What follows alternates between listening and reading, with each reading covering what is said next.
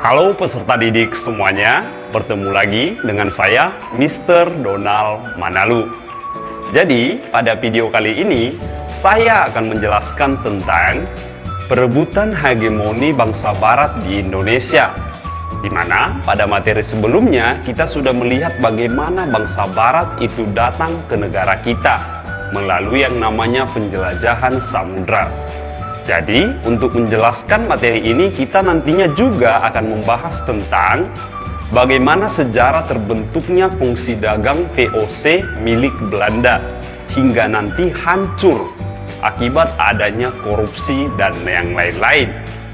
Dan materi yang kedua yang akan menjelaskan tentang perebutan hegemoni bangsa barat di Indonesia adalah pemerintahan kolonial Hindia Belanda yang pertama, di mana pada masa pemerintahan kolonial Belanda yang pertama ini ada dua gubernur jenderal yang memimpin di Indonesia, yaitu yang pertama adalah Daendels. Daendels yang terkenal kejam melalui salah satu kebijakannya adalah pembangunan jalan pos Anyar Panarukan yang menelan banyak korban jiwa. Dan pemerintahan yang terakhir nantinya zaman Gubernur Jenderal Johnson. Jadi, supaya kamu mengetahui lebih lanjut tentang materi perebutan hegemoni bangsa barat di Indonesia, silahkan simak penjelasan video berikut ini.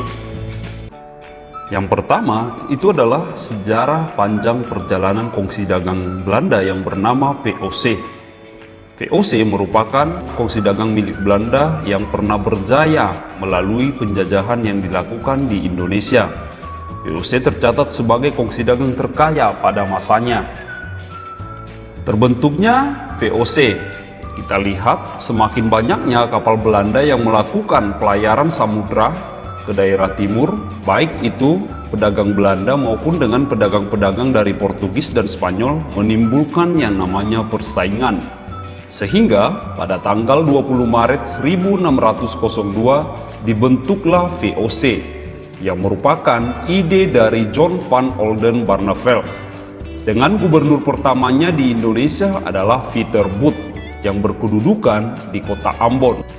Sering kita bertanya, untuk apa VOC didirikan? Jadi, tujuan didirikannya VOC adalah untuk menghilangkan persaingan di antara sesama pedagang Belanda. Itu adalah tujuan yang paling utama. Tujuan selanjutnya adalah supaya mampu bersaing dengan pedagang-pedagang asing, bahkan menghancurkan pedagang asing tersebut. Beberapa hak istimewa yang dimiliki oleh VOC. Jadi, VOC ini memiliki sesuatu hak yang disebut dengan hak oktroy, yang sangat istimewa, di mana mereka itu mendapat hak berdagang di daerah sebelah timur yang dimulai daripada Tanjung Harapan sampai Selat Magelhaen, memiliki angkatan perang sendiri, dan juga mereka bebas untuk memungut pajak dan besaran pajak itu ditentukan oleh gubernur jenderal di daerah jajahan. Yang ketiga adalah mencetak dan mengedarkan uang sendiri yang dapat bertindak tanpa harus tunduk kepada kerajaan Belanda. Bayangkan, mereka sudah bisa mencetak dan mengedarkan uang yang berbeda dengan kerajaan induk di Belanda. Yang keempat adalah menyatakan perang dan perdamaian tanpa harus juga meminta izin kepada ratu maupun raja Belanda. Itu adalah hak istimewa yang dimiliki oleh VOC. Berikut adalah kebijakan-kebijakan yang pernah dilakukan VOC di Indonesia yang sangat menyiksa rakyat Indonesia. Yang pertama adalah Privilege Le Rentier, di mana kebijakan ini memaksa masyarakat pribumi ataupun masyarakat Indonesia untuk menjual hasil buminya kepada VOC dengan harga yang ditetapkan oleh VOC. Yang kedua adalah kontingenten, di mana rakyat diwajibkan untuk membayar pajak hasil bumi mereka. Bayangkan, kita menanam hasil bumi di tanah kita sendiri dan kita harus membayar wajib pajak kepada kolonial Belanda.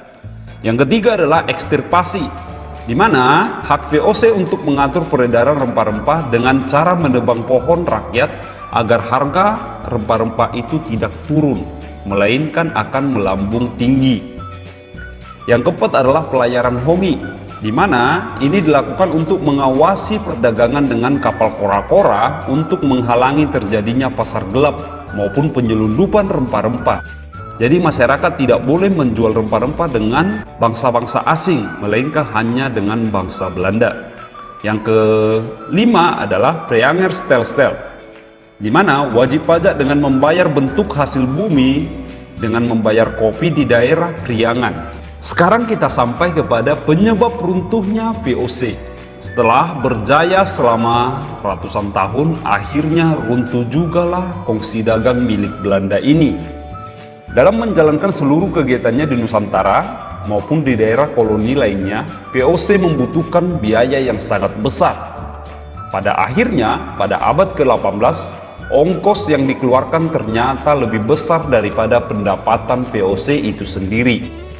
Salah satu pos pengeluaran terbesar dana perang, di mana di daerah Indonesia banyak daerah yang tidak mau tunduk kepada VOC. VOC mengeluarkan ongkos besar untuk membiayai berbagai peperangan di wilayah Nusantara.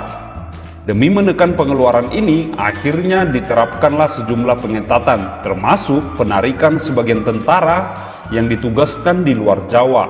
Kemudian difokuskan hanya di bagian Jawa dan Maluku.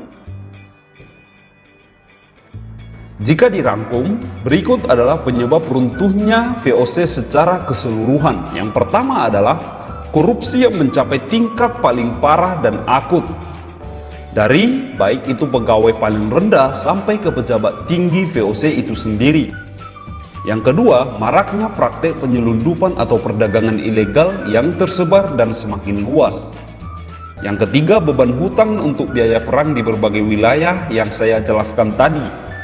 Yang keempat, anggaran untuk mengoperasikan kegiatan. Di sini termasuk biaya ataupun gaji pegawai yang sangat tinggi.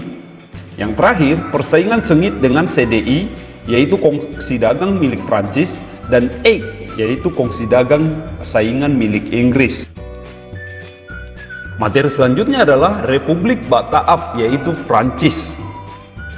Jadi Indonesia pernah dijajah oleh Prancis secara tidak langsung, di mana hal ini didahului sebuah kejadian pada tahun 1795 di Belanda, di mana muncul kelompok yang menamakan diri mereka sebagai kaum patriot.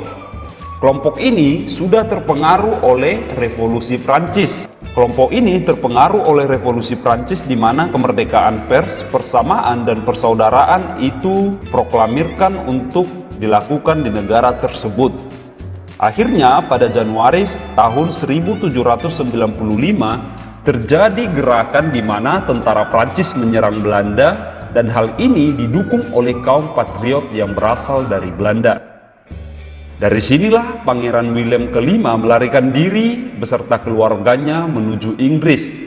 Akhirnya di Belanda dibentuklah pemerintahan baru sebagai wilayah jajahan Prancis yang dikenal dengan Republik Bataaf, yang berkuasa sejak tahun 1795 sampai 1806.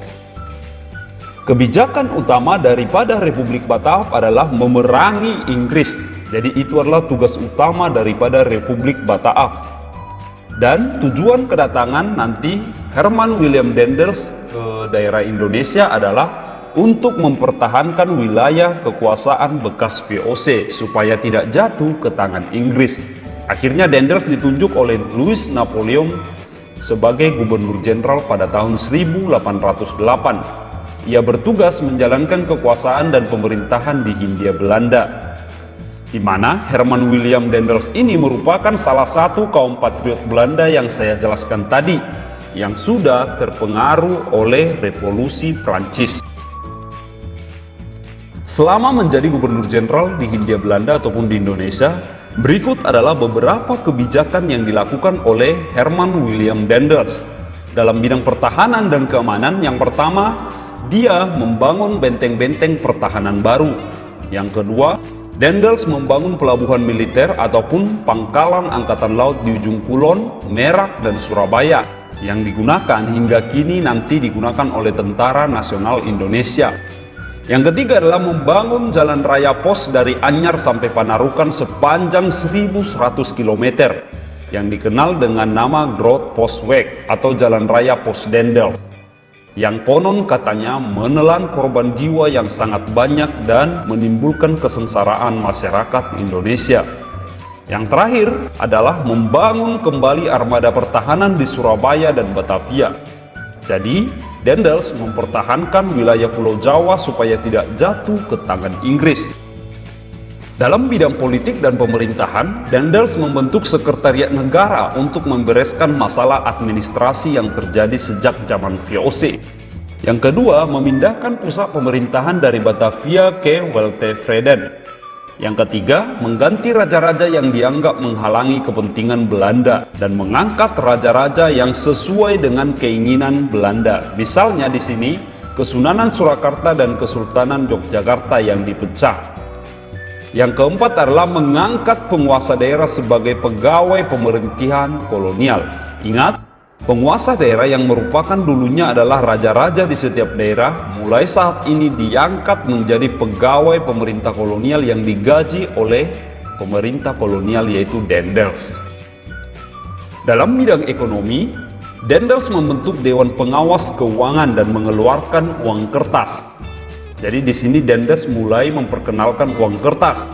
Yang kedua, menjual tanah-tanah kepada pihak swasta, baik itu keturunan-keturunan Tionghoa maupun Arab. Yang ketiga, melakukan pemungutan pajak-pajak swasta. Yang keempat, menerapkan penyerahan wajib berupa hasil bumi. Jadi Dendels sangat berkuasa sehingga tidak ada orang yang berani untuk melakukan perlawanan. Meskipun ada perlawanan tapi dapat dituntaskan oleh Dendels. Pengganti Dendels di Indonesia adalah Jan Willem Jansen, yang mulai menjabat sebagai Gubernur Jenderal Hindia Belanda di Jawa pada tahun 1811. Mulailah di sini Jan Willem Jansen menjadi Gubernur Jenderal Belanda ataupun Hindia Belanda. Tapi pada tanggal 28 Agustus 1811, Inggris yang merupakan musuh daripada Belanda berhasil menduduki Batavia. Jansen bahkan melarikan diri ke Semarang, tetapi akhirnya menyerah kepada Inggris setelah dilakukan penyerangan. Pengakuan kekalahan Belanda kepada Inggris ini terjadi di Tuntang Salatiga pada tanggal 18 September 1811 yang ditandai dengan penandatanganan kapitulasi Tuntang. Disinilah resmi berganti yang namanya penjajahan dari bangsa Belanda ke bangsa Inggris, dengan ditandatanganinya perjanjian kapitulasi Tuntang ataupun perjanjian Tuntang. Apa isi daripada perjanjian Tuntang ini? Yang pertama, isi perjanjian Tuntang adalah Pulau Jawa dan sekitarnya dikuasai Belanda itu diserahkan kepada Inggris. Yang kedua, semua tentara Belanda menjadi tawanan Inggris. Yang ketiga, orang-orang Belanda dapat dipekerjakan dalam pemerintahan penjajahan Inggris. Artinya, di sini Belanda menyatakan menyerah dengan Inggris dalam wilayah Nusantara. Sehingga mulailah sejak saat itu kita dijajah oleh penjajah Inggris.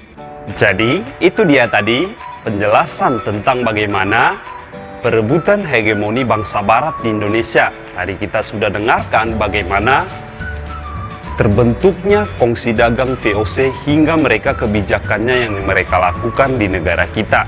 Kita juga telah mendengarkan bagaimana masa pemerintahan Dendels maupun Jansen. Jadi sekian yang Sir Donald sampaikan. Semoga pelajaran kali ini menambah ilmu pengetahuan kamu sekalian. Jadi sekian yang dapat saya sampaikan. Saya ucapkan terima kasih.